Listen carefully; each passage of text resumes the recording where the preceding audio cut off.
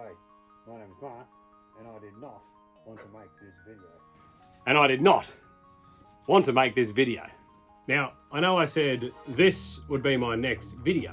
However, I recently received a text message from a bloke named Andy. Hi Mark, I'm the bloke that puts the methyl bromide into your pallets.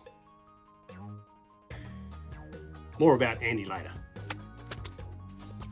Okay, before we freak out, let me backtrack a little bit and let me tell you how I would normally respond to people when chatting about pallets. So for the last 5 years, this is all I would run with. So on the stamp, HT, heat treated, good to go. No stamp, domestic pallet, no treatment, good to go. MB, methyl bromide, bad, very bad. Leave those ones behind. But as you can see, I've already pulled this one apart. So I would also say, check both sides of the pallets because they may have more than one stamp. Now a quick yak about pallet treatments and what generally causes the most concerns and what generates the most hater comments on my videos. The good people in charge of planet Earth decided to come up with some international standards for the treatment of shipping pallets. It's known as the Montreal Protocol, if you want to go and nerd out on that. Why are shipping pallets treated? What everyone is trying to do is to stop nasty bugs traveling from one country, entering another country, and doing a whole heap of damage. It's called biosecurity. Some of the approved treatments are HT, heat treated, KD, kiln dried, I've never seen that, MB, methyl bromide, and SF, sulfuryl fluoride. Similar to methyl bromide, but a very cost prohibitive treatment. So here is a stamp, and this is what all the little bits and pieces actually mean. This little cool logo, IPPC, that's the international logo. It's a registered trademark, and it's all about all things legitimate for pallet treatments. The first two letters are the country code, CN. We're going to call that one Canada, and they love the Montreal Protocol. The following numbers are a certification number, which ensures the materials can be traced back to the manufacturer. And the letters below, they are the type of treatment. That is the important part. Or is it? Now, all of these treatments are for single-use treatments. Treatment is done, sent off to be packaged, put in the container, they're shipped off, job done. If the pallets are to be used again, they've got to go through that treatment process again. Spoiler alert, I am going to continue using shipping pallets for woodworking, and you may be thinking, cool, I'll just use the heat treated or the domestics or the kiln dried. Just keep watching, please. So here is the thing, and this is where Andy enters the story. Andy is the SME for MB. He is the subject matter expert for methyl bromide. He has done all the courses that fumigators need to do to be accredited to use methyl bromide.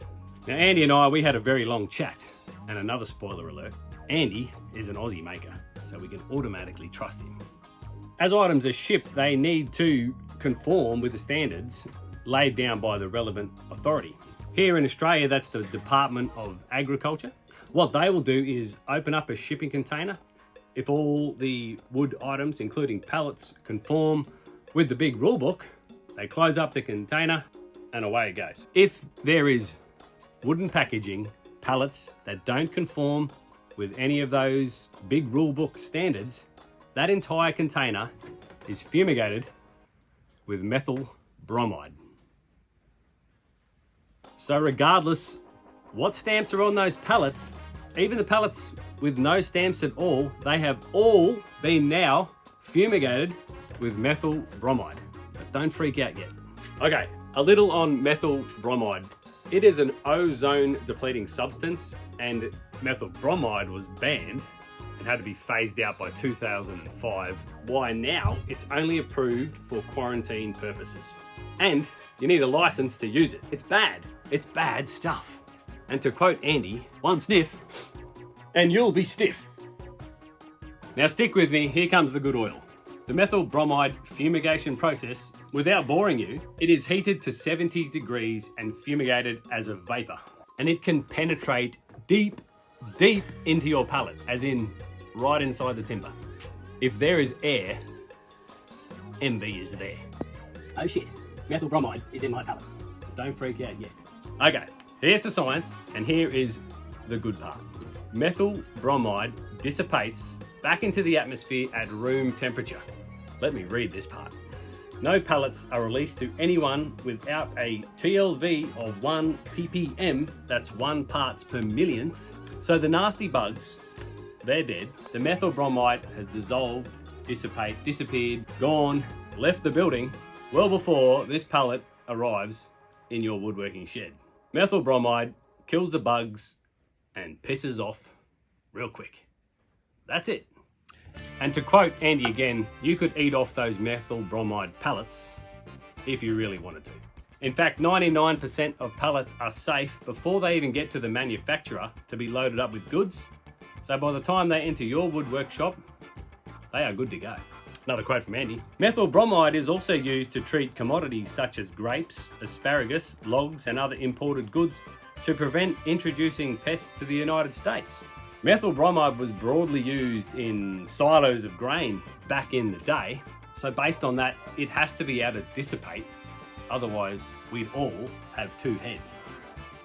So you could basically say the only harm that methyl bromide has done to you is probably from your sunburn, if you're an 80s child or before, where we didn't really take care of our skin. Ozone layer. Okay, now that is the scoop on pallet fumigation. Stick with me, there's some more to come.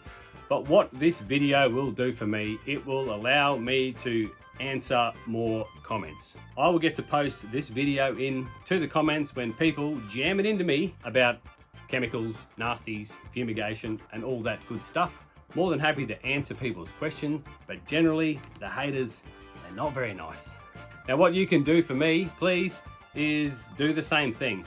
If you want to answer those people's questions when you're working with pallets, throw this video in as your answer. That'll really help me. Thank you very much. Okay, just want to take 20 seconds, maybe 30, to do a quick channel shout out. This one is to Zito. That's right, he's got two names and they're both Zito. He also goes by the name Andrew, and he has an unreal channel with all sorts of cool things, woodworking, builds, whimsical cabins. And also, if you love the dudes that work with recycled skateboards, you're gonna want to go and check out his channel. Really great guy. Do us a favor, go and sub up. Say g'day. Okay, next up I want to quickly talk about some of the other things, like pallets are covered in nasty chemicals, they have shit spilled all over them, they're really gross. This could be true, I don't know. You don't really know what's spilled on a pallet, but you also don't really know what's spilled on your good store-bought timber. What I like to run with, if it looks pretty clean, it's unstained, and I'm generally picking it up from a place that doesn't keep having nasty accidents and spilling stuff all over pallets. And I'd also like to think in the year 2022, companies have a bit more responsibility when it comes to having workplace incidents, accidents and spills with nasty things. I would like to think that in this day and age, companies don't really want to see their staff injured, workplace health and safety, and also they probably don't want to get sued for harming somebody. So you would hope that those nasty chemicals and spills are dealt with appropriately and not just chucked out in the dumpster. Then generally, I use a bit of common sense and it's good to go. Now, keeping in mind that I am going to cut, sand, plane pretty much every surface on this pallet wood multiple times. If I see anything that's a little bit odd, smells or looks weird, I'm not going to use it. Throw that one in the bin, go and get another one. I'm also going to cover my furniture in multiple layers of finish. In fact, I recall commenting on a Paul Jackman video and it went a little something like this. Favorite build to date? How would you say the sealer plus the 4 coats is the right amount to keep the pallet haters at bay? I built a kitchen and cop many comments about pallet wood in the kitchen, as you can imagine. Paul said, to keep the pallet haters at bay, nothing will. For it to be safe to use, yes, in my opinion, it should be more than enough. Thank you, Paul. So based on all that, do you know what I think is the most dangerous thing about working with shipping pallets for woodworking? Dust. Fine particulate flying through the air. The same dust that is in every single piece of timber that you chop up, sand, plane, no matter where you got it from or what you paid for it. My advice about dust is take it as serious as you can early on in your career. Try and spend a little bit of money on those things before buying the next cool thing. the boring things. Vacuums, extractors, air filtration systems. Upgrade your filter. Don't forget your PPE. From day one, wear your PPE as much as possible. I'm like everyone else and wasn't very good at that to start with. I am constantly improving and always looking at how I can control the dust a little bit better in this small space. Also, make sure your tetanus is up to date. It is only a matter of time before you're going to step on a rusty nail. Now, I have searched the internet. I have spoken to a professional about this subject. If you don't feel comfortable using pallets in your woodwork, then don't. But feel free to do your own research and make up your own mind. But for me, pallet wood is just wood, and it just needs a little bit of hard yakka and a little bit of love. So what I'm basically saying is you can polish a turd. Catch you later. Massive thanks to Andy. I really appreciate the information you gave me, mate, and it let me make this video. Otherwise, I had no real interest in doing this, but I think it's actually pretty important that we put a bit of fact behind it, and hopefully people can continue using pallets in a safe way.